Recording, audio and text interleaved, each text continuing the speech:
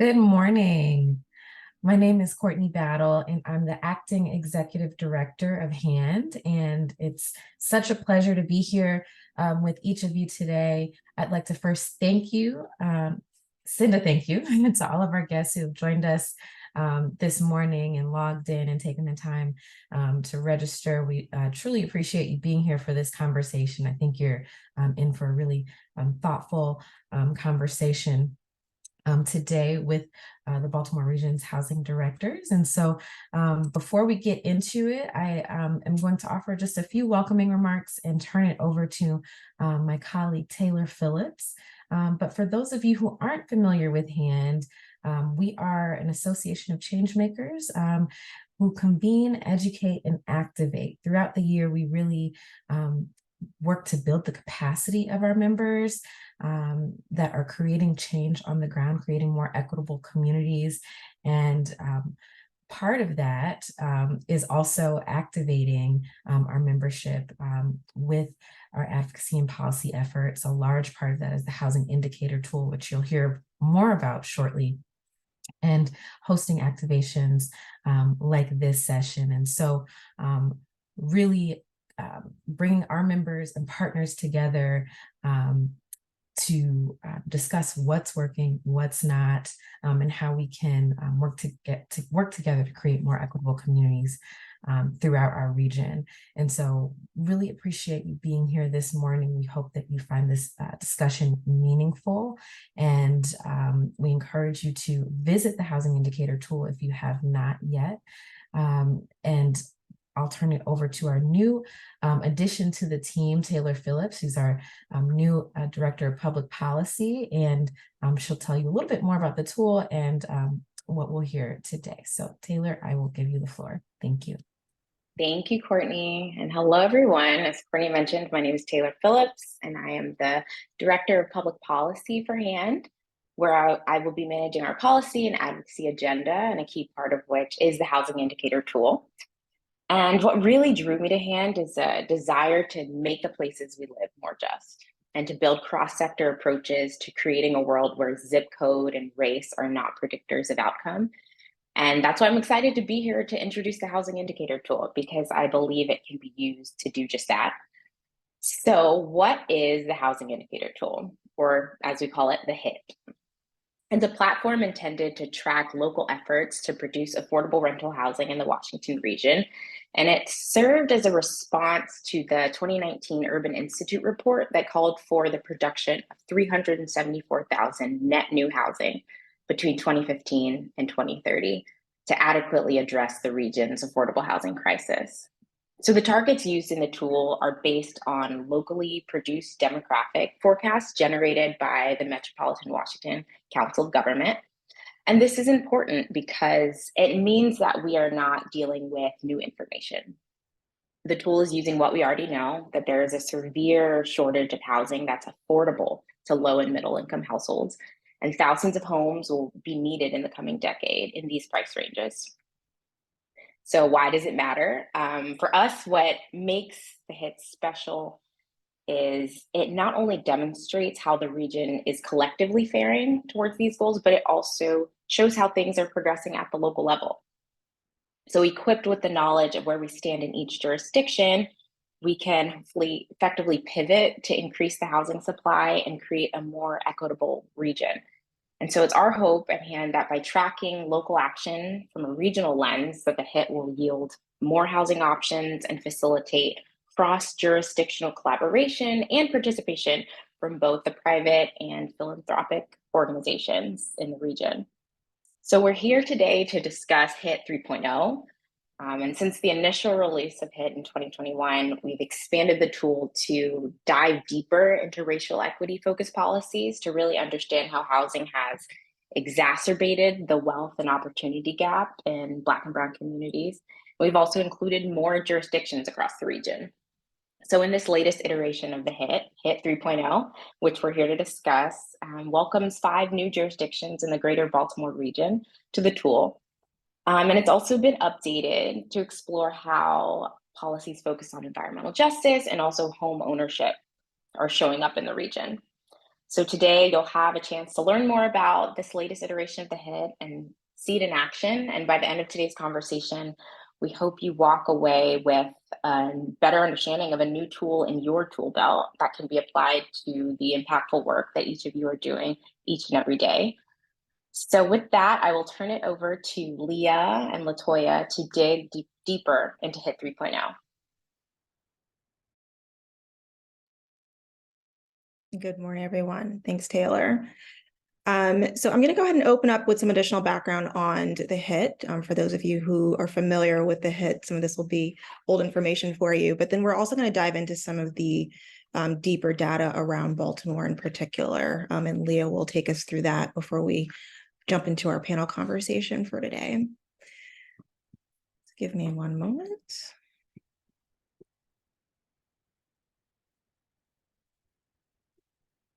All right, so just a review for folks who might be new to the tool, or if it's just been a while for you. Again, as Taylor mentioned, the Housing Indicator tool is a regional commitment centered around the 374,000 net new units that are projected to be needed by 2030. And this tool is really a visualization of the regional forecast developed through COG, and that was based on the data analysis performed by the Urban Institute. As mentioned, the Housing Indicator tool is an accountability tool. It's really focusing on how we meet the region's housing production goals and really looks at what's part of our housing toolkit, what makes jurisdictions successful in being able to meet those goals. What are the different policies, practices, and tools to help us move the needle? It also focuses on making the link between housing and racial equity, and it includes calls to actions for all sectors. As a reminder, who is impacted by housing affordability issues? And what we try to make the link to is that really anyone that you know is probably facing some level of housing insecurity or some even minor struggle around making the choice between funding their housing and funding some other aspect of their life. This chart is one that we like to show. It gives you that understanding of what happens with different occupations, the annual earnings, and the percentage of those individuals who may be cost burdened by their housing expenses. So they're paying more than a third of their income in order to meet their housing needs. And we know for folks who are spending more money on their housing, that also means they're spending less on other things they may need in order to have a healthy quality lifestyle. What role do we each play in furthering housing affordability? So again, this takes us to this idea of calls to action and the fact that we all play a role in moving the needle towards more housing production. The public sector, again, a lot of the tool is centered around the data that we've received from the public sector, the jurisdictions, and what's happening at the local level. So we ask the questions around the toolkit, how that's being leveraged, and how is policy supporting production efforts. But it's not just the government's responsibility to further housing. It involves all of us. And so we also provide calls to actions that look at the roles of the private sector, particularly around where private sector industries can think about employment, location of jobs, wages, and other direct investment into housing. Nonprofits and how their missions can be aligned in order to address affordability issues. Philanthropy and how their dollars can be deployed differently and more impactfully to support production efforts. And the advocacy and broader community network. How can advocacy organizations as well as residents be armed with the information they need to make those requests to public officials for more funding for housing and better policies to support housing production? Again, if you've not visited the HIT, we invite all of you to visit the tool at hit.handhousing.org. And with that, we're going to turn to a conversation around specifically what's happening in the Baltimore region. And that's based on the introduction of those jurisdictions to the tool this year. So I'm now going to turn over to Leah Hendy with Urban to take us through that data. Leah? Great. Thank you, Latoya. Let me share my screen.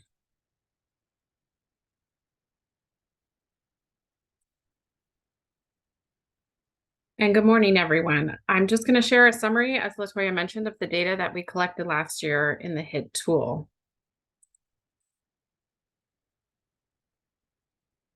Okay, here we go. Oh. Though the greater DC and greater Baltimore regions have many differences, they both share common challenges around housing affordability. More than 4 in 5 renters with incomes below 50% of the area median in either case are paying rents that are unaffordable. And while housing in greater Baltimore is generally not as expensive as in DC, both are losing low rent units.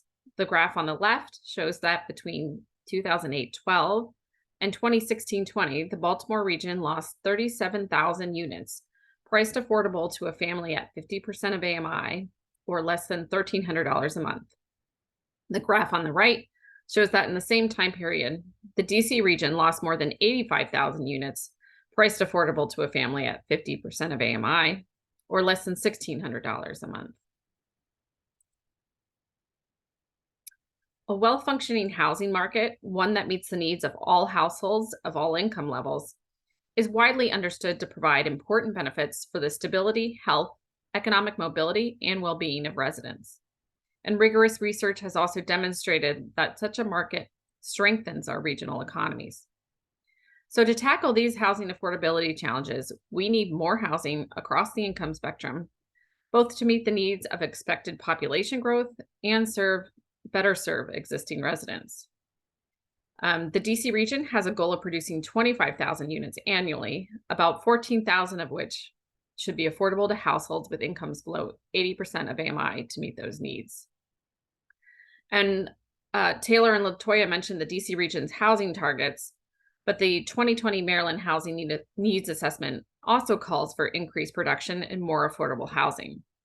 The projections in that assessment estimated all jurisdictions in the Baltimore region were expected to grow between 2020 and 2030, and the region would add more than 62,000 net new households, including more than 36,000 households with incomes below 50% of AMI.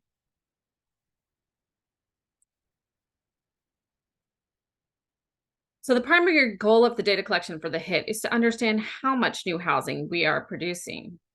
The 5 jurisdictions participating in the HIT for the greater Baltimore region collectively produced about 5,550 new units in 2022, more than 60% of which were located in the city of Baltimore. And in total, jurisdictions in greater DC produced more than 25,000 units, although there are 15 jurisdictions that we're tracking there. Out of those more than 25,000 units, 67% of the units were multifamily, and over 70% of new multifamily units in the DC region were built in either DC, Prince George's County, or Alexandria. In the Baltimore region, which is on the bottom of this graph, there was a much smaller share of multifamily units, 28% overall, with the city of Baltimore accounting for 98% of multifamily units. Both regions need renewed focus on producing affordable housing. The Baltimore region reported 136 new committed affordable units in 2022, with 112 located in Baltimore City and 24 in Anne Arundel County.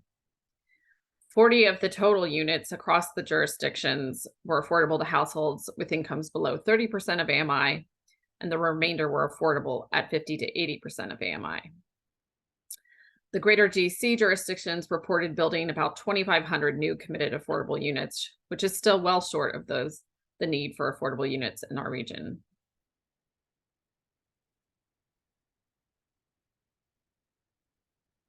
In addition to looking at how many affordable units were built, we looked at the share of all new units that committed affordable represent. And that's all affordable units to households with incomes below 80% of AMI or less. We found in the greater DC region, only 10% of new units built in 2022 were affordable. And in the Baltimore region, the same figure was around 8%.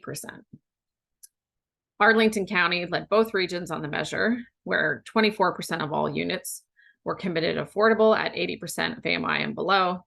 And several other jurisdictions had shares ranging from 15 to 18%, including Montgomery County, Fairfax County, and DC.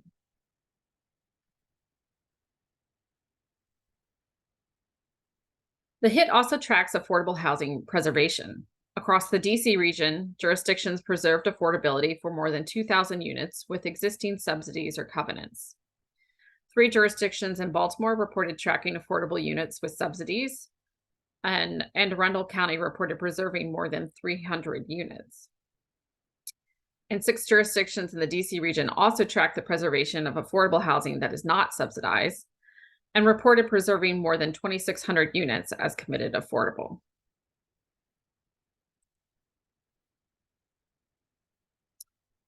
Across the DC and Baltimore regions, there are around 36,500 units in some stage of development, with almost 9,400 under construction and 27,000 in the pipeline.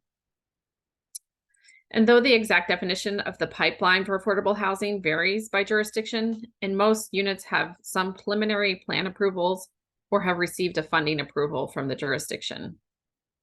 DC, Baltimore City, and Fairfax County have the most units under construction right now, while DC, Montgomery, and Baltimore City had the most in the pipeline.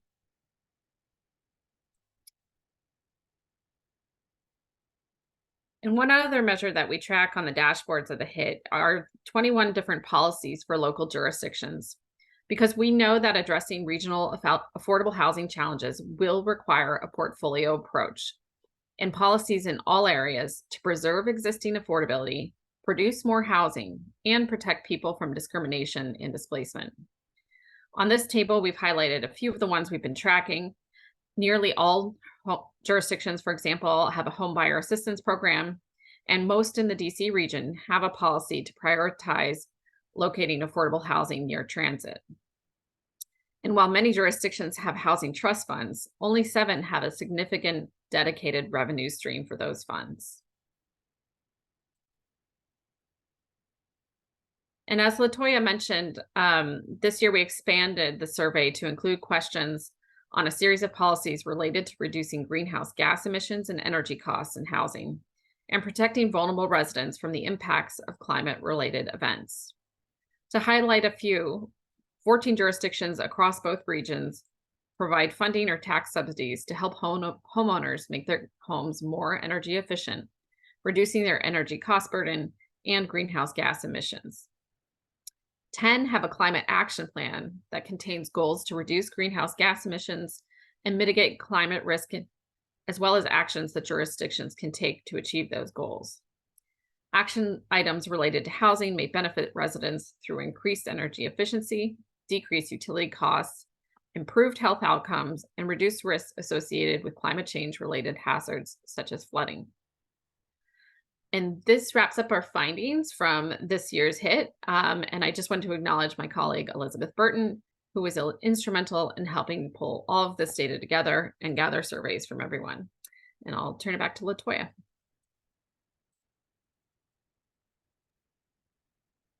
Thank you, Leah. And thank you everyone for your time this morning. So now we're going to turn it over to our panel, which will be moderated by Chris Everett. So Chris, I'm going to turn it over to you to take us through the next portion of our program.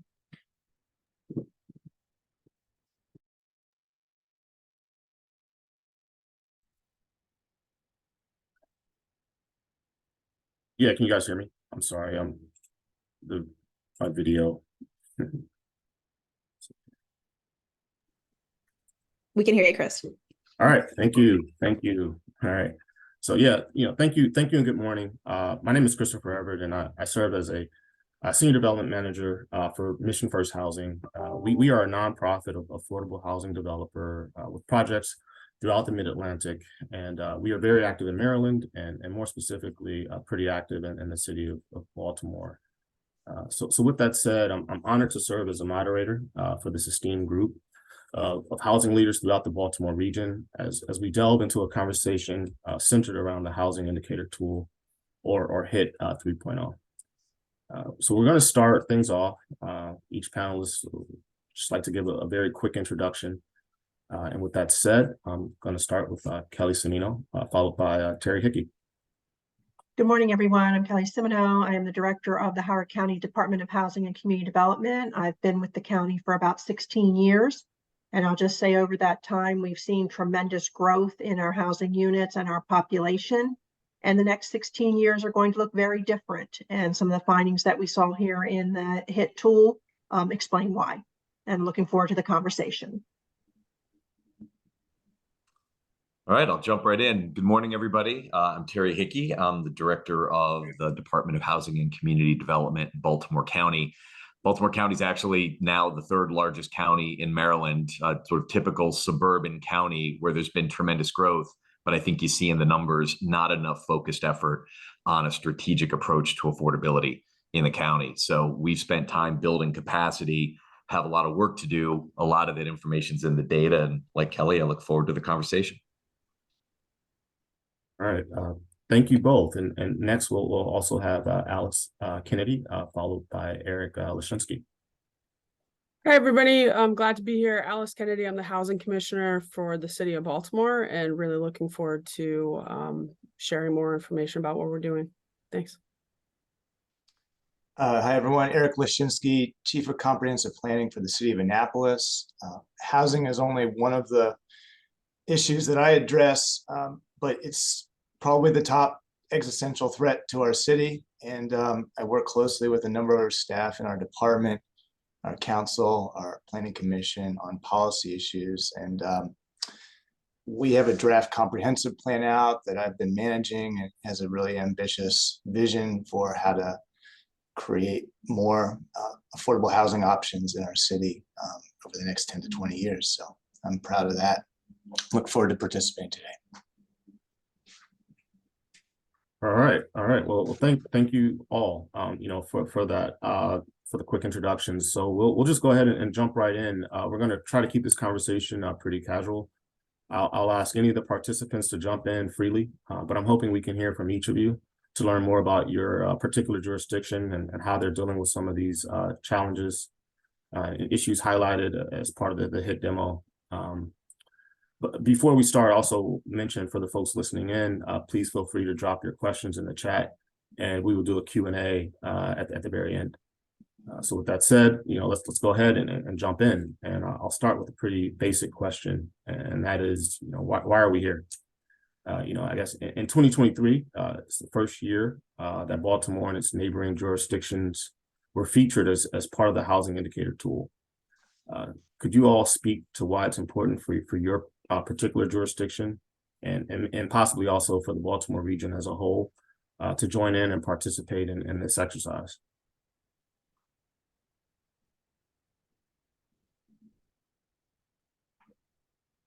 I can jump in. I think, one of the key things for us in Baltimore is knowing that we have an affordable housing. I go as far as to call it a crisis. We desperately need additional new units to be coming on board, but also have to focus on the preservation of units. I think that's one of the things that I like about the tool and thinking through this is the preservation of units and the creation of new units. And this helps us look not just at the city, but it is important to know what our fellow neighbors are doing as well, because, housing has no boundaries and people move. We get people that move into the city and out of the city all the time. They go to our surrounding jurisdictions and counties. And it's good to kind of know what the capacity is and where our fellow jurisdictions are and where the needs are. Because ultimately, while we love to see Baltimore and our population grow, we also know that sometimes things have to change and people move, and it helps us just be able to gauge where that is. And we're about to launch into the first comprehensive housing plan actually for the city that is going to set very specific goals in terms of the number of units we need to be creating over, the next 5 years, 10 years, 15 years, etc. And I think this having the tool and HIT available will really help us as we go into that planning process, and then be a tool that we use once we are implementing and tracking the plan as well. Great. So this is Kelly, and I'll go ahead and build on that a little bit. We also are currently in the process of doing our 10-year comprehensive plan. But our challenge is Howard County is pretty much built out. We only have 2% of our land left to be developed. So it's going to look very different because we're now looking at redevelopment. We're looking at redesign, not just new construction, but what can we do with, parking lots or old office complexes. It's going to be very different, but we are severely constrained on housing. The only new housing being built is new construction townhomes and some condos. And so we do not have enough housing for our existing workforce or population. And as you know, a lot of people want to move here due to the Howard County schools.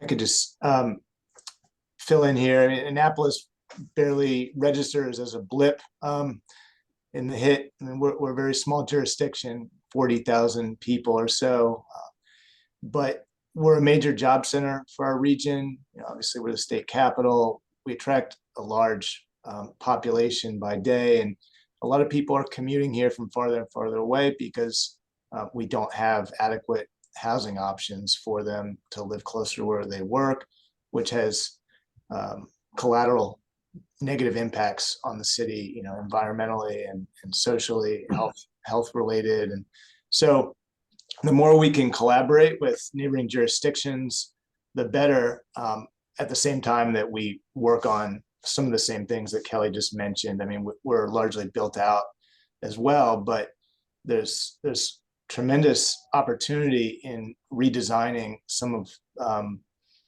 kind of aging suburban era properties in the city that just really aren't serving the interests of our communities as well as they could be. So I'll jump in at the end there. And I think Baltimore County represents a mix of a lot of the things you just heard. We're a large jurisdiction that's urbanizing in some ways, like you heard Alice talk about some of the challenges and some of the plans they're moving, but also like Howard County, we're a suburbanized county that's been greatly built out. I think some of the things people probably know, but just to put it in context, we surround Baltimore City, but we're not legally part of that jurisdiction. We're a completely separate entity, but we're rapidly changing. We're diversifying and we're aging, and we're also growing rapidly. Of 130,000 acres in Baltimore County that are inside what we call the urban demarcation line, urban-rural demarcation line, which strikes the difference between undeveloped rural land and more developed area. Only 15,000 acres are zoned for multifamily by right.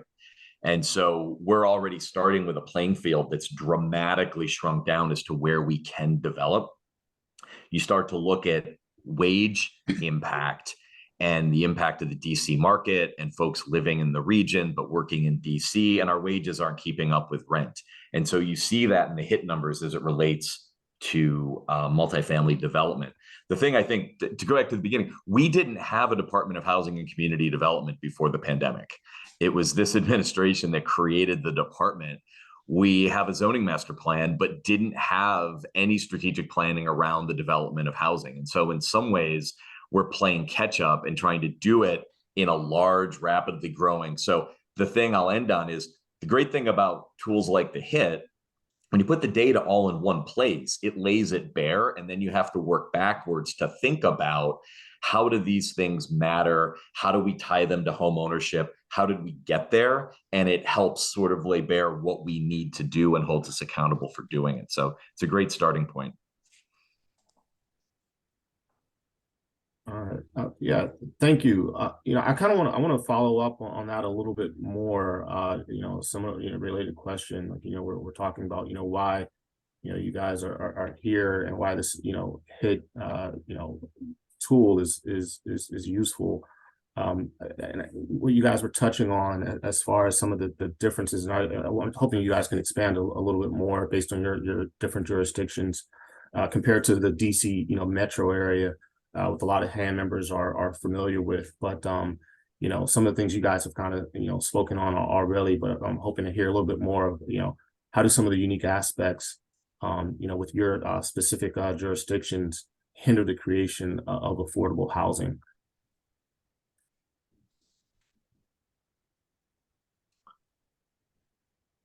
Why don't I, since I started it, and I think we jumped ahead of the question a bit because we started getting into the uniqueness, but I'll drill down and then I'll hand it off to other folks. I think it's another point to hit. I just want to sort of, if you look at a map of Baltimore County and you look at what we call the Erdl, everything above the Erdl, which is a significant amount of mass in Baltimore County, is relatively undeveloped. And for those of you that do housing development, think about doing any multifamily development, nonetheless affordable development, with absolutely no sewer, in some cases, road or other infrastructure. So you're already starting at a massive disadvantage. Like Kelly said, the buildable areas of Baltimore County, we were built, to put it out there, as a county predominantly focused on single family housing. It's the suburban fabric of life. That's what people came to Baltimore County for in the first place. And so there's a natural resistance to the idea of doing more multifamily development. For being honest, though, there has been a tremendous amount of development in Baltimore County, but absent a specific strategy, absent really a comprehensive funding plan for this to invest in the deals, and really no guardrails around inclusionary strategies, we missed out on opportunities to ensure that a number of these properties are restricted and available to folks as we grow and encompass more people in the county at wage areas that need that housing. So we get into wage talk later, but employees of the county government with families living in the county are making 60% or below AMI. So it's a whole different conversation about who the people are looking to live in the units. And again, I'll go back to something Kelly said, and I'll end on this. We do have a tremendous amount of multifamily stock in Baltimore County. It's old, a lot of it's privately held. And the challenge over the next few years, as we don't have the green space to build new multifamily in a reasonable amount of time to meet the need, is we're going to have to focus on acquisition, redevelopment, and preservation strategies. And we're going to have to do this in large part working with private market rate developers that aren't used to our tools, aren't used to the state structure, and are going to have to learn how to work with us over time. So they're great challenges with good outcomes, but they're challenges nonetheless. Right. And I'll add to that Howard County, one of the challenges that we're facing is a large percentage of our land is agriculturally preserved. That's a key objective of Howard County. We want to have farmland. That's one of the things that we're known for. But those areas don't have, as Terry mentioned, well and septic. They're well and septic. They don't have water and sewage. And so bringing anything other than single family homes into the areas where there's a lot of agriculturally preserved land where we can't increase infrastructure for roads or schools is a challenge that we're facing. The tool that has been provided through the HIT is that we can look at other jurisdictions and see what others are doing. And we can see what's making a difference and what's not. And that is going to help us as we plan and as we look to make changes in Howard County. But land is constrained, and that's going to constrain our supply. One of the aspects of our corner of the Baltimore region, Annapolis, Anne Arundel County areas, we have a large percentage of land that is along waterways and on peninsulas, which constrains mobility to some degree. Here in Annapolis, we're not building new roads, we're not expanding roads. So the conversation becomes, and I think we're becoming to be more successful in making this case that, by building multifamily on more compact footprints, closer to transit options, and improving our alternative mobility networks, we can impact the other issues that people are concerned about, whether it's traffic congestion or air quality, environmental preservation. But that dynamic of where we can build it, it's definitely unique, I think, in the Annapolis Anne Arundel County area in terms of the regulations we have within the critical area. We have a tremendous amount of land that's regulated by the critical area, that was previously developed and could be redeveloped. I think there are plenty of options for transitioning the housing and to, create more housing options, but those are just some of the limitations that we're dealing with. I would say that for Baltimore City, it's also a lot of similar components. So while we have a lot of vacant properties, we also have some vacant land because of demolitions, but we don't own all of the vacant land because we demolish properties without owning the land. So site assembly is and historically has taken a long time because we would have to be doing condemnation and eminent domain proceedings or private negotiation or other things to try to do a site assembly. So you go from very dense row home, and some blocks of row homes that have been demolished, but then it's a checkerboard pattern of the city doesn't own all of those, and then trying to complete that site assembly, which sometimes literally in some cases, trying to get the last ground rent or the last component of a site assembly can take 6 years. We've had one, we're trying to put a nice bow on one that's taken 7 years to finish out a site assembly that could allow for new development. So we have that. And then also our infrastructure is aging. We're an old city, and so we have infrastructure, we have water, we have sewer, but it's aging. And then when you're looking at some of the multifamily development and some of the development that we have had happen in our affordable housing, making sure that what is in existence can handle the flows and all of those pieces, and infrastructure dollars are few and far between. So I think, that is one of the biggest pieces for us in terms of hurdles. So not only do you have the vertical construction and needing to have the subsidy for the actual housing units, the infrastructure comes in for us as an aging city. And, and that ties back to the components that I think are some of the great things that the HIT looks at in terms of structural racism and disinvestment. And, we know in Baltimore, we have decades of disinvestment and structural inequities in terms of the area. So it's a heavy lift and just one of the other kind of combination of hurdles that we're facing in terms of looking at creating those new units.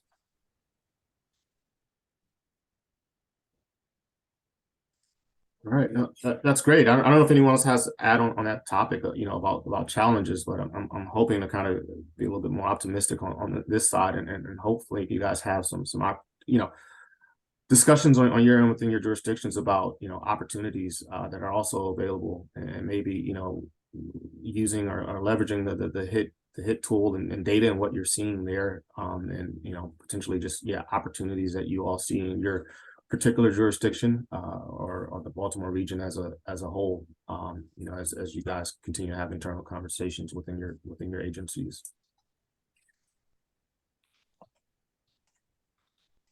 So I'll say in Howard County, we're pretty lucky. We have inclusionary zoning, so we're very blessed to have that. We want to expand it. Right now, it's 10 to 15% of all new units in multifamily and for sale properties. Our area median income is about $124,000. And without inclusionary zoning, you're looking at families to buy a townhome in Howard County need to make in excess of $250,000 a year to buy a $700,000 townhome. So fortunately, because of our moderate income housing unit program, we bring those prices down into the 300s.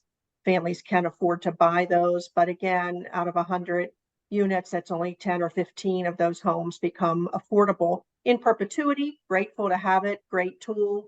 Again, looking to expand it, but that is one opportunity that we are continuing to look at and how we can make a bigger impact. But it does allow us to provide affordable housing throughout the county, wherever new construction is being built. Regarding multifamily, it applies there as well. But with vacancy rates as low as they are, less than 1% or 2%, and the rents as high as they are, we are really struggling to house families that earn less than 60% AMI. So I'm glad we get to shift from a glass half empty to a really full glass discussion, because with this administration, we started out with our county executive getting the HOME Act passed in Baltimore County, which was actually a pretty big deal. Then we saw the passage of the HOME Act statewide, which bars income discrimination. there was that starting point. The county executive launched an affordable housing work group full of stakeholders. We'd never had affordable housing discussions like that in Baltimore County in the past. We started working on recommendations. We worked on the scaffolding to create a housing department. And then that darn pandemic rolled through us, and we didn't have development in the pipeline. And so you're building in some ways from scratch. And so the good news is we're coming out of COVID with a lot going on at the same time. We've established a housing opportunity fund. We've put at least 16 million in ARP and another several million in local funds to create a direct housing limited funding tool to start investing in these deals. We hired a deputy director from Enterprise who has significant affordable housing experience. We put together it took us months to convince developers we were serious about this and that we've got the tools in place. And the pipeline is literally busting now with conversations. The issues we're dealing with are mundane in some degree. They're the acquisition price of property. And we're trying to build in places that are expensive. And people that own hotels and multifamily buildings know they have an asset the county wants. And so we're working through it. A lot of things, even the things that worked in the past, aren't necessarily working anymore, or they're slow or they're limited. LIHTC, home, CDBG, other dollars, they're limited, and there's a lot of hurdles in the processes. And so the great thing is there's a sort of awakening around this idea that we need to look at innovative and new financing tools, credit enhancement. Go all the way back to New York City in the 80s, and there were significant efforts working with the managers of pension funds to invest millions of dollars in the renovation and preservation of housing. Those conversations are waking up again and are being talked about nationally. So there's a lot of tools at our disposal. There's a lot of things we can talk about later in Baltimore County, where everything from tweaking ADUs to looking at narrower townhomes, any way we can start to hack away at this idea of density, to start to get people thinking about how we can more creatively look at land. And I'll end on, I was reading an article in Bloomberg. Nationally, we're getting back to conversations about walk-ups and duplexes and split lots and all these new innovative tools we can do just to find a way to work within the means of what we have. I'll say, we do have some good things happening too, and some opportunities. Actually, just yesterday, Mayor Scott, we announced our $30 million housing accelerator fund, which is a combination of an allocation of ARPA money from the administration, and then also our home ARP allocation, combining those efforts. So we have $30 million on the street right now, that the NOFA will open next week. Applications will be due at the end of October. We hope to see the money flowing soon. And that also goes to support permanent supportive housing units, which are extremely important, up to $250,000 per unit, and then also up to $100,000 per just normal kind of affordable housing unit as well. So we are within the confines of knowing that there's lots of barriers and hurdles to the creation of affordable units. We are, doing what we can do to pull the resources together and think creatively on how to combine resources. And we developed that NOFA with a lot of input and meetings actually with the housing developers and kind of what they need and where they see opportunities. And if we did it this way, it would totally mess up, what they could be able to do or bring to the table. So we're really excited about the push there. We also have a huge opportunity in the city of Baltimore for affordable housing creation with our vacant properties. So we are, we have a great partnership with our community land trusts, which are doing not just affordable home ownership and kind of that long-term affordable home ownership, but we just made an award out of our last round, out of our Affordable Housing Trust Fund, to the first community land trust rental partnership, which will be happening in the city as well. So, we have opportunities and are looking at how to, take those opportunities further. Scattered site affordable housing creation through our vacant properties with a LIHTC deal would be fantastic. But we also, know that scattered site LIHTC is a headache, and a lot of the investors just shy from it and don't want to look at it. But I presented at that group to the group back in February, I think, and I made a personal plea saying, we have an opportunity here. This is what we need. I have inventory. We have 14,000 vacant properties, and we're finding ways to new ways that we can take ownership and get that site control. But would be great to try to come up with a deal to get investment. So a lot of opportunities, and working those opportunities through the barriers and hurdles that exist. Some of the things that I'm really excited to share from Annapolis, some of has already been created, some is in progress. We did pass an ADU ordinance last year that I think was a coup for the city. It has no parking requirement associated with it, which was surprised me, frankly. But I was grateful that got adopted. Now we're working on finding the ways that we can improve the policy to make it even easier for people to build ADUs.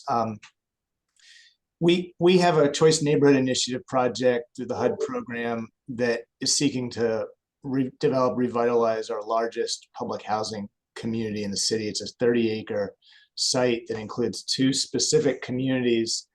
So we're working with our housing authority on that and a lot of other partners. And it's been a really optimistic process. We're wrapping up the planning phase now with a great consultant team. And yeah, I'm just really excited to continue moving that project forward and building support for it. We'll be increasing the number of units as part of that project and creating a mixed income, mixed use community there in a pretty dense part of the city. One of the things we've sort of uncovered with our comprehensive planning process is that Annapolis is kind of like a museum of almost every missing middle housing type that exists. We have just a tremendous amount of duplexes, triplexes, fourplexes, almost hiding in plain sight. Most of those can't be built today based on our current zoning standards. So we're starting to promote the fact that a lot of the building types that have defined the city historically can't be built today. And that seems to be resonating for folks that, if we want to make Annapolis more Annapolis, so to speak, we need some sensible zoning changes that can open up opportunities for more modest, small apartment homes that already exist here. And so we don't have to do anything radical per se in that regard, but it still means honing our talking points about why it makes sense. And the other thing, we're, I think, grateful to continue seeing developers bringing LIHTC projects to the city. They keep, in some cases, being hampered by our zoning provisions, but it shows that there's still interest in doing those types of projects here. And so, we're going to continue working with the private development community to realize these projects. And we did approve a 42 unit. We have a recently completed 42 unit project and a 63 unit, I believe, that was recently approved. So there are very few greenfield sites left in the city, but there's a lot of opportunity for redevelopment, I think, of our existing sites. So.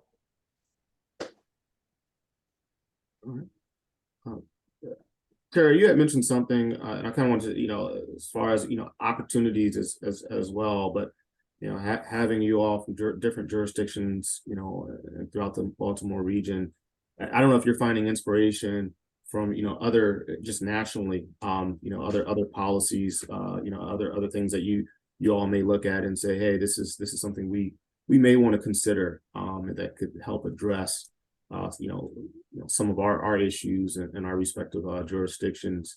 that could kind of impact, some of the supply issues, the demand or whatever.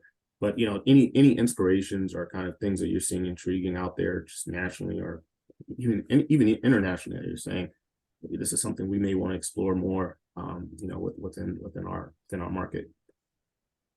Sure. So I won't say it again, but I'll just point back to this idea that local jurisdictions, particularly non-urban, jurisdictions, counties, local county governments, aren't going to be able to buy our way out of this problem locally. And the traditional tools like LIHTC aren't going to do it alone.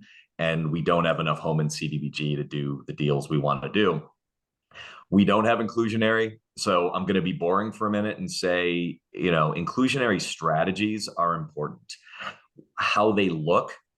I used to run a homeless services department, and the lesson I learned is you've got resources and you need to deploy it in proper doses and be innovative where possible. And that's how I see inclusionary housing. It's the recipe. It's how you apply it to your jurisdiction.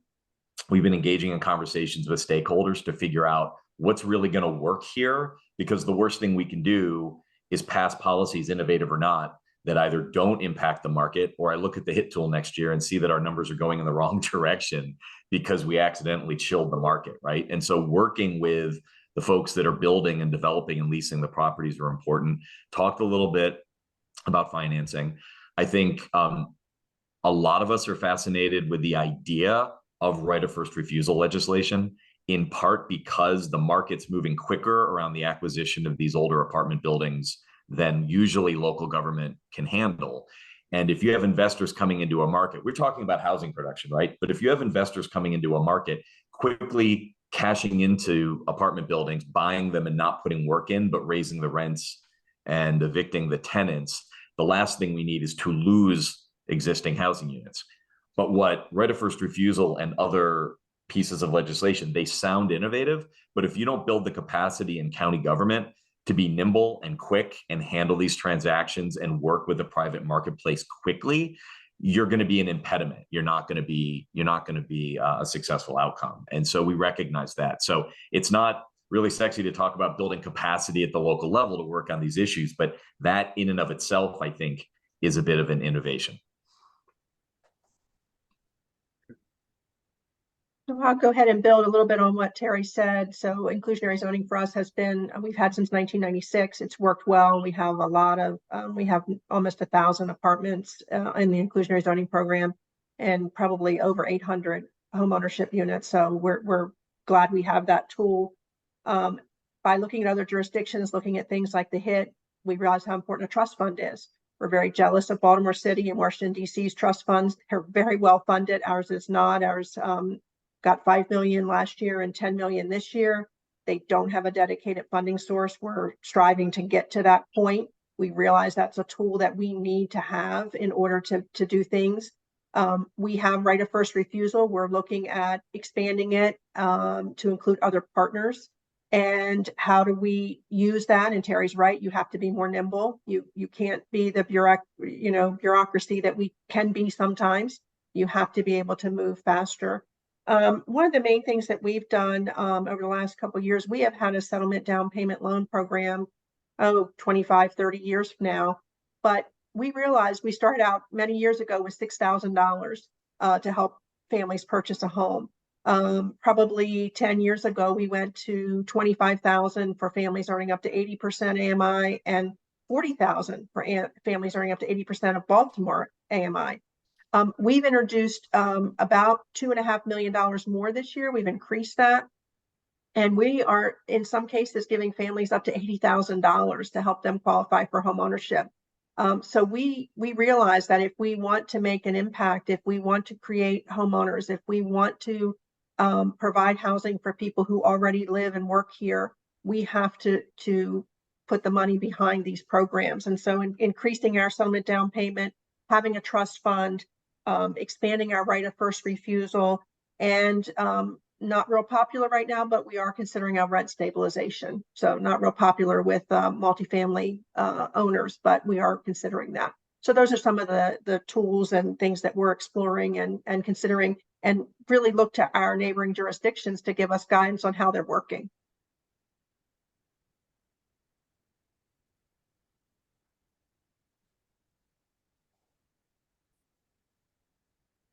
I would say for Baltimore City, we had an inclusionary policy and it actually did not produce units. Um, it did not, and so it did sunset, but we've been working, the city commissioned a study with Enterprise to kind of look at the markets as Terry stated. Inclusionary is market specific and jurisdictional, specific in terms of what can work and what can't work. It isn't a one size fits all across the country. So what works in, Seattle or Portland or St. Louis or Boston necessarily won't work in Howard County or Baltimore County. So you need to be cognizant of those market conditions, kind of where you are, and then what the market can bear and how to come in, and then what the additional subsidy potentially would need to be to help get those units across. We are in the process, legislation was introduced, and it's now kind of in that amendment and negotiation stage for Baltimore in terms of getting something new on the books that will help us create units. The city's goal definitely has been an inclusionary policy that can create units and be easy to navigate, both for the developers as well as city staff, so that everybody's on the same page and kind of knowing what to expect. So that is still out there for us. There is the city council. One of the city council members does have legislation that is out there for kind of zone from a zoning standpoint that would allow ADUs to kind of remove that single family zoning restrictions, and kind of to be able to advance opportunity there. That has both, people claiming that that's the best thing since sliced bread, and also people saying that this is horrible. And there's, we absolutely don't want that. We don't want to see an increase of multifamily units. There's fear that would start having some of, the row homes go back to being able to be divided into 2 units by right. Some of our large homes and some of our neighborhoods, that are 6-bedroom, 7-bedroom, 5-bedroom homes, getting those kind of chopped up, and there's fear in terms of that increased density. So I don't know that that's it definitely is not what I would consider to be a slam dunk piece of legislation. And the council person is kind of leading that charge in terms of putting that forward. I will say, I don't know if others have looked at kind of stories out of Minneapolis in terms of the affordable housing actually being a driver in having the lowest inflation that they've seen. And I think that that's something to be looking at in terms of not just among us here, but, using some of that from other jurisdictions across the country in terms of thinking through what and how affordable housing actually impacts the broader economic outlook of our jurisdictions in the state. So I think that there's some lessons to be learned and things to look at from that as well.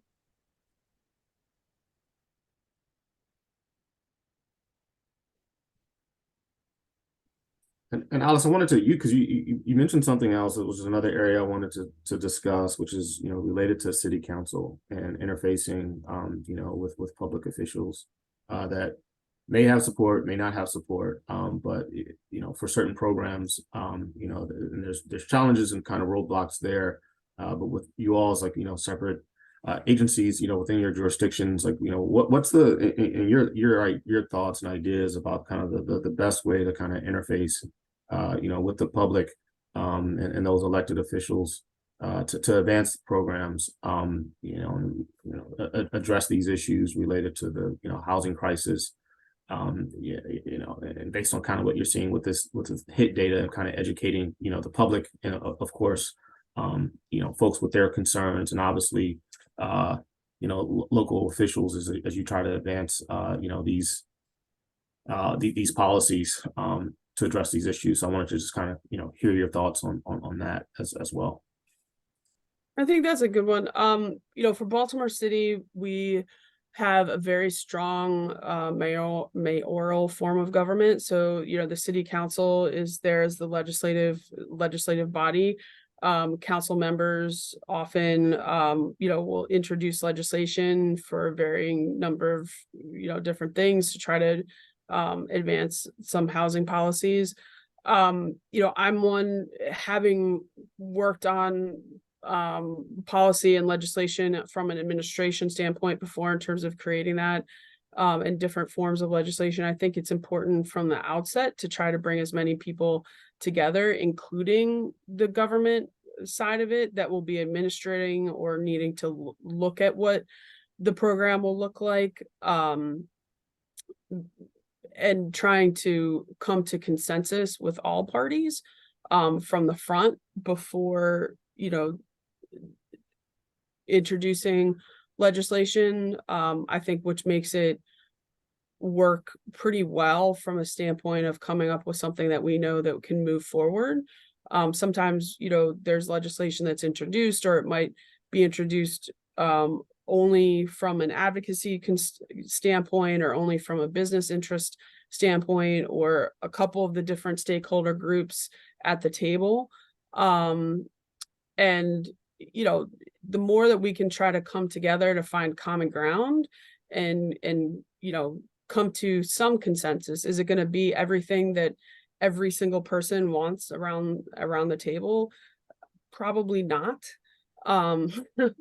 But there's definite ways to, I think, advance the work with as much communication kind of upfront before even the legislation is introduced, in terms of how to kind of shape it. And I think that sometimes that makes the process, go a little bit further, and we can find those areas where there is agreement, or where some of the hurdles and barriers. And if we're 100%, then how are we going to address those together? Or what kind of route are we going to take to try to, build more support, or to be able to clearly communicate to the constituents and the stakeholders, really, what is this trying to help tackle, and what are the outcomes? But fear is a powerful thing, and most of the time, fear is the driver of being against some of the policies, especially for housing production and affordable housing production. And it's hard to get around. There's times when it's a fear that affordable housing is going to bring down my own property value. I've been told, from community members, I don't want those people, living here. And that's not a race based statement either. That's just a economic based statement. No matter what the race is, I just don't want those people here. So it's really difficult sometimes to try to assuage those fears, and work to kind of get through that, because fear is powerful in terms of the feeling it brings up from our communities. So I think that's some of the biggest things in terms of thinking through it, is how we can collaborate all together and come to some consensus, and be okay with some things that we have to give and take on, and then just acknowledge in general that a lot of these conversations, especially when you're trying to make change or create change, it is going to cause uncomfortableness and fear. And how do we work on that with our constituents and our base? I want to contrast, Alice, what you had just said. I worked in the city for a number of years in that system, and then went to the county. The legislative branch of county government really drives the zoning and land use conversations, and all paths go through the council. And a lot of folks on this webinar know the history of Baltimore County and a lot of the talk about housing development in the county. What I've recognized, Alice used the term fear. There's also a lot of not connecting dots and a lot of lack of education and understanding, which is okay. And what I have found looking at deals that didn't go through in the past, there was always a major communication breakdown early on. And our council members are anything but inattentive to the concerns of their constituents, right? And we all know there's been studies that a few voices drive these conversations up. Every deal I've been a part of, and we launched an intergenerational development with affordable units on the east side of the county that included a PUD, and we made it through together. But the county was at those community meetings. The county, I met with the council member. And so I think not that that's going to do everything, but there has to be this willingness to put ourselves out there as an administration and say from the top down, we back this. So having a county executive say, you're not going to do development in Baltimore County unless you have an attainable, even without a statute that says so, having a boss that says you have to have an attainable component. You have to have ranges that people can afford in our county. I think talking about who affordable housing residents are and what AMI really means and who these folks are, they're the folks holding our county up, is who they are. And they want to live near where they go to school and work. It's being willing to say, we'll go to the federal government to try to pull down infrastructure money to deal with school and highway issues, to make them not a NIMBY claim, but an actual mutual discussion about how do we build up our community to support where we strategically want to put housing. And then I'll end on this idea. I took some heat because we are behind on housing development, right? And a lot of the talk from advocacy groups was you need to be changing policies and forcing the council to do this and putting in inclusionary. What we've never taken a step back to do is have real conversations with people in these communities to say, it isn't even just about who those people are, right, Alice? It's about the economic growth of this county year over year is absolutely determined by the residents, which is absolutely determined by where they're going to live. And companies moving here don't want Class A towers where their executives are going to live. They want to know they can draw from a workforce. We have Trade Point Atlantic. It's one of the biggest economic drivers in the county, or in the state, in the region, but people are driving over an hour to get there. So housing becomes a solution. We brought on Dr. Tiffany Manuel, who's starting community sessions over the next couple of months. Kelly, I know you've worked with her there, just to have conversations where we say growth and housing are the same thing. Embrace growth, embrace redevelopment, embrace housing. We're all going to move forward together. And I took heat for focusing on that, but I think if we don't normalize it and not make housing something we weaponize and shove down people's throats, without really explaining the need and connecting people, we're never going to get anywhere. We just aren't. So, yeah, I mean, if you look at the Minneapolis example was mentioned earlier, if you look at every successful campaign to change zoning and unlock more of these housing options, they seem to have all coalesced around a strong housing advocacy coalition in these places. And I think, where I am, we still really lack that to the point about the legislative influence on policy. I mean, homeowners become the sort of prevailing constituency in these conversations.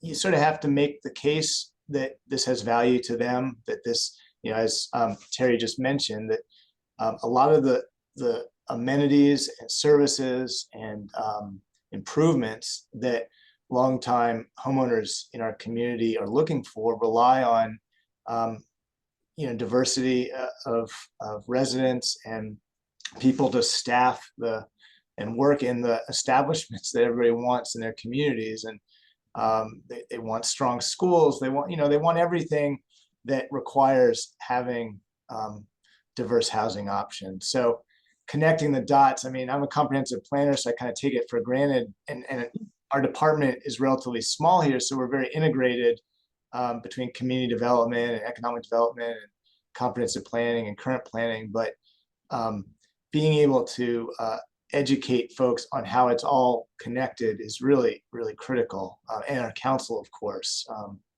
they need to get it. So, right. One of the things that we've done is through the Howard County General Design Plan Designs called HOCO by Design.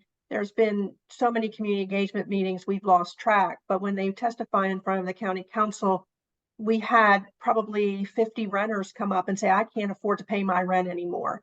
Getting the council members to hear directly from residents is more impactful than them hearing from me. They tune out sometimes, more often than I'd like to admit. But hearing, 50 residents stand up on a council hearing and say, I can't afford my rent. I've lived here for 10 years. I, work in the county, I do whatever, and I can't afford my rent anymore is very impactful with our leaders, and they do hear it. Regarding something Terry said, we have been trying for years now. It cannot be schools versus housing. It cannot be a fight, because our school fee, our housing fees, all of our permit fees, impact fees, all those fees pay for the schools. So we've tried to do an education campaign with people. It cannot be one or the other. We can have great schools, but if the teacher who teaches in the 3rd grade can't live here, this is not an equitable situation. And this is something we're trying to address. The teacher's good enough to teach your kids. She should be able to live here. And so that's one of the things that we've been just really trying to educate the public and the council members. We have a very strong housing advocacy group. I meet with them regularly. They keep me on my toes, and I'm grateful to have them most of the time. The other thing that I think is so important, and that's one of the things that we're doing today, is we need to work regionally, and we need to work together with our state. We have a new secretary. We're all very excited about that, and we need to make him aware of the needs of all of us, so that the state can make decisions that will help each of us in our pursuit of making change. All right. Yeah, thank you for that. And I just remind folks that are listening or watching in, if you have any questions, please feel free to put them in the chat. We're nearing the end, here, on this session. I'd continue. I'll ask one, final question on my end. I'll continue the conversation with just kind of like public involvement and, with hand members, developers, nonprofit, private sector and partnerships. With you all's agencies and jurisdictions, the type of partnerships that you guys are looking for, value that you see there, and that you're attracting or you're looking, to kind of bring in to help move these deals forward. You guys have kind of mentioned that a little bit, as far as like the education you're doing on public, that you're open for business and you're ready and having, $30 million, out in the street to attract folks. But just that compatibility, or just bringing folks in, looking for aligned partnerships to help address these concerns. Hoping you guys you all can speak to that. Let me just throw in a quick public service announcement, because I'm sure my colleagues have a lot of other partnership things to talk about.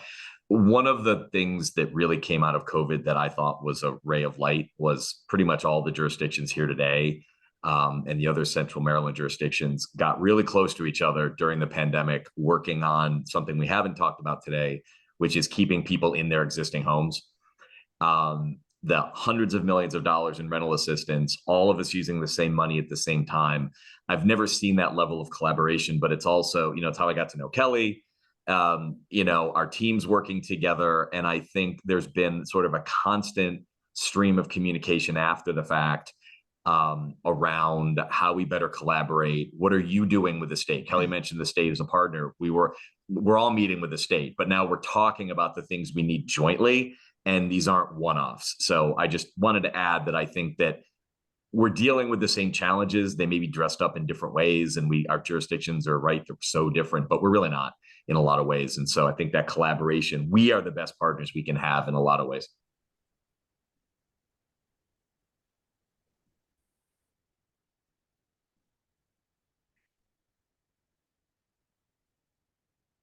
Well, I'll just say with Terry, I agree, COVID taught us a lot of things. Hope I never have to do that ever again, but did teach us a lot of different things. But, it's also made our state leaders very aware that many of our families were on the edge. And just because COVID is no longer a public health emergency officially from the federal government doesn't mean families are still not struggling. And so, working with the Maryland Emergency Rental Assistance Group to advocate for legislation on a state level for some type of eviction prevention, more legal protections, more ways to help tenants be successful in their housing. These are things that came out of it that I'm grateful for, because they really just gave us an opportunity to work together, but also make the region responsible for housing families here in Maryland. Because if they can't be housed in Howard County, then it's going to become a Baltimore County or Baltimore City or Anne Arundel County resident. And so understanding that, and really there's no options right now. There's very few options for people to move even within the counties. So to have this collaboration and this cooperation and the ability to call up another director or member of a housing department and say, what are you guys doing about this? Or how are you handling this? Has been invaluable.